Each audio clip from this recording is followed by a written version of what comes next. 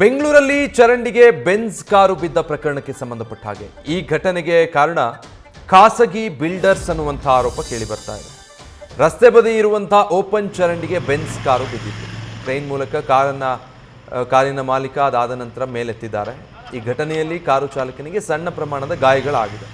ರಸ್ತೆ ಪಕ್ಕದಲ್ಲಿ ಈ ಖಾಸಗಿಯವರಿಂದ ಕಾಮಗಾರಿ ನಡೀತಾ ಇದೆ. ವೇಸ್ಟ್ ನೀರು ಹೋಗುವಂಥ ಚರಂಡಿಯ ಅಗಲೀಕರಣವನ್ನು ಮಾಡಿತ್ತು. ಚರಂಡಿ ಅಗಲೀಕರಣನೇ ಈ ಘಟನೆಗೆ ಕಾರಣ ಅನ್ನುವಂಥ ಆರೋಪ ಕೇಳಿ ಬರ್ತಾ ಇದೆ. ಎಲ್ಲ ಜನ ಅವರು ಗವರ್ಮೆಂಟ್ನವ್ರು ಬರ್ತಾರೆ.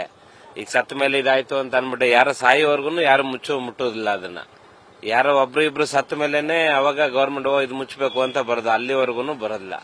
1, 2, 3 ಜನ ಸಾಯ್ಬೇಕು, ಅವಾಗ ಅವ್ರಿಗೆ ಅರ್ಥ ಆಗ್ಬೇಕು, ಬರ್ಬೇಕು. ಅಲ್ಲಿವರೆಗೂ ಯಾರು ಬರೋದಿಲ್ಲ. ಏನಂದ್ರೆ ಇದು ಮುಚ್ಚಬೇಕು ಅಂತ ಅಂದ್ರೆ ಅವ್ರು ಮನ್ಸು ಮಾಡಿದ್ರೆ ಮುಚ್ಚಬಹುದು, ಮುಚ್ಚೋದಿಲ್ಲ ಅವರು.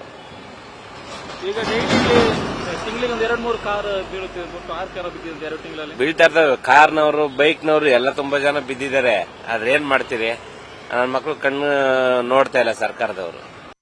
ಸುಮಾರು ಈ 2 ತಿಂಗಳಲ್ಲಿ ಸುಮಾರು ಅಂದ್ರೆ 4 ಕಾರ್ ಬಿದ್ದಿದೆ, ಒಂದು ಆಟೋ ಬಿದ್ದಿದೆ, ಒಂದು 20 ದಿನ ಮುಂಚೆ ಒಂದು 2 ವೀಲರ್ ಬಿದ್ದಿತ್ತು. ಇವಾಗ ನೆನ್ನೆ ಕೂಡ ಒಂದು ಬೆಂಜ್ ಕಾರ್ ಒಂದು ಬಿದ್ದಿತ್ತು. ಈ ರೋಡ್ ಏನಾದ್ರೆ ಸ್ವಲ್ಪ ಮೋರಿ ಸ್ವಲ್ಪ ರೆಡಿ ಮಾಡಿ ಕೊಟ್ರೆ ಸ್ವಲ್ಪ ಮಕ್ಕಳಿಗೆ ಸ್ವಲ್ಪ ಅನುಕೂಲ ಆಗತ್ತೆ. ಕೆಲವ್ರಿಗೆ ಗೊತ್ತಾಗಲ್ಲ ಇದು. ನೈಟಲ್ಲಿ ಬಂದ್ರ ಎಷ್ಟೋ ಜನ ಬಿದ್ದು ಏಟಾಗಿದೆ, ಗಾಡಿಗಳು ಬಿದ್ದು ಹೋಗ್ತಾ ಇದೆ. ಸ್ವಲ್ಪ ರೆಡಿ ಮಾಡಿ ಕೊಟ್ಟಿದ್ರೆ ಚೆನ್ನಾಗಿತ್ತು. ಈ ಬಗ್ಗೆ ನಮ್ಮ ಪ್ರತಿನಿಧಿ ಸತ್ತಾರ್ ಗ್ರೌಂಡ್ ರಿಪೋರ್ಟ್ ಕೊಟ್ಟಿದ್ದಾರೆ ನೋಡಿ.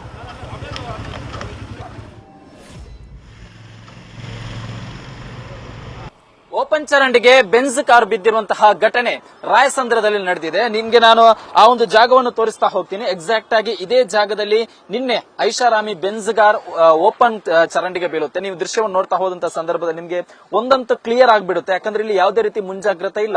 ಈ ಚರಂಡಿ ಏನಿದೆ ರಸ್ತೆಗೆ ಹೊಂದಿಕೊಂಡಿರುವಂತ ರೀತಿಯಲ್ಲಿ ಚರಂಡಿ ಇದೆ. ಈ ಒಂದು ಚರಂಡಿ ಇಷ್ಟೊಂದು ಅಗಲೀಕರಣ ಇದ್ರೂ ಕೂಡ ಯಾಕೆ ಇದನ್ನು ಮುಚ್ಚಿಲ್ಲ ಅನ್ನೋ ಪ್ರಶ್ನೆಯನ್ನು ಮಾಡಿದಂತ ಸಂದರ್ಭದಲ್ಲಿ ಇಲ್ಲಿಯ ಸ್ಥಳೀಯರು ಕೊಟ್ಟಿರುವಂತಹ ಮಾಹಿತಿ, ಈ ಒಂದು ಚರಂಡಿಯನ್ನು ಈ ಹಿಂದೆ ಪಂಚಾಯತ್ ಅವರು ರೆಡಿ ಮಾಡಿದ್ರು. ತದನಂತರದಲ್ಲಿ ಇತ್ತೀಚೆಗೆ ಇಲ್ಲಿ ಪಕ್ಕದಲ್ಲೇ ಒಂದು ಕನ್ಸ್ಟ್ರಕ್ಷನ್ ಕೂಡ ಆಗ್ತಾ ಇದೆ. ಖಾಸಗಿ ಬಿಲ್ಡರ್ ಗಳು ಕನ್ಸ್ಟ್ರಕ್ಷನ್ ಕೂಡ ಮಾಡ್ತಾ ಇದ್ದಾರೆ. ಆ ಒಂದು ಖಾಸಗಿ ಬಿಲ್ಡರ್ ಕನ್ಸ್ಟ್ರಕ್ಷನ್ ಸಂಬಂಧದಲ್ಲಿ ಅವರ ವೇಸ್ಟ್ ನೀರು ಹೋಗೋಕೆ ಈ ಒಂದು ಚರಂಡಿಯನ್ನು ಅಗಲೀಕರಣ ಮಾಡಿ ಯಾವುದೇ ರೀತಿ ಮುಂಜಾಗ್ರತೆ ಇಲ್ಲದೆ ಅಗಲೀಕರಣ ಮಾಡಿ ಓಪನ್ ಆಗಿ ಬಿಟ್ಟಿದ್ದಾರೆ ಅನ್ನೋ ಆರೋಪಗಳು ಕೇಳಿ ಬರ್ತಾ ಇದ್ದು, ನಿತ್ಯವೂ ಕೂಡ ಈ ಒಂದು ರಸ್ತೆಯಲ್ಲಿ 100 ವಾಹನಗಳು ಓಡಾಡುತ್ತೆ. ಈ ಕೇವಲ 2-3 ತಿಂಗಳ ಅಂತರದಲ್ಲಿ ಸರಿಸುಮಾರು 6 ಕಾರು ಈ ಒಂದು ಚರಂಡಿಗೆ ಬಿದ್ದಿದೆ ಅನ್ನೋ ಮಾಹಿತಿಯನ್ನು ಸ್ಥಳೀಯರು ಕೊಡ್ತಾ ಇರುವಂತದ್ದು. ಇಲ್ಲಿ ಒಂದೊಂದು ಕ್ಲಿಯರ್ ಆಗುತ್ತೆ. ಈ ಒಂದು ರಸ್ತೆಯನ್ನು ನೋಡ್ತಾ ಹೋದಂತಹ ಸಂದರ್ಭದಲ್ಲಿ ಇಲ್ಲಿ ಯಾವುದೇ ರೀತಿ ಮುಂಜಾಗ್ರತೆ ಇಲ್ಲ.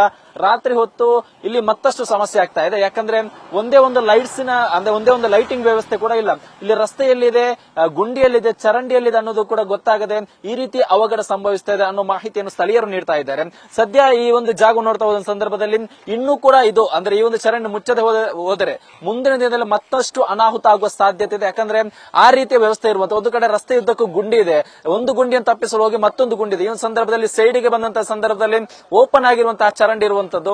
ಇನ್ನಾದ್ರೂ ಕೂಡ ಸಂಬಂಧಪಟ್ಟ ಅಧಿಕಾರಿಗಳು ಈ ಒಂದು ಚರಂಡಿಯನ್ನು ಮುಚ್ಚುವಂತ ಅಂದ್ರೆ ಒಂದು ಅದಕ್ಕೆ ಬೇಕಾದ ಮುಂಜಾಗ್ರತಾ ಕ್ರಮವನ್ನು ಅಳವಡಿಸಬೇಕಾಗಿದೆ. ಜೊತೆಗೆ ಚರಂಡಿಯಲ್ಲಿ ಸರಾಗವಾಗಿ ನೀರು ಹರಿಯಲು ಬೇಕಾದಂತಹ ವ್ಯವಸ್ಥೆ ಕೂಡ ಮಾಡಬೇಕಾಗಿದೆ. ಕ್ಯಾಮರಾ ಪರ್ಸನ್ ರೋಷನ್ ಜೊತೆ ಸತ್ತಾ, ನ್ಯೂಸ್ ಫಾಸ್ಟ್, ಬೆಂಗಳೂರು.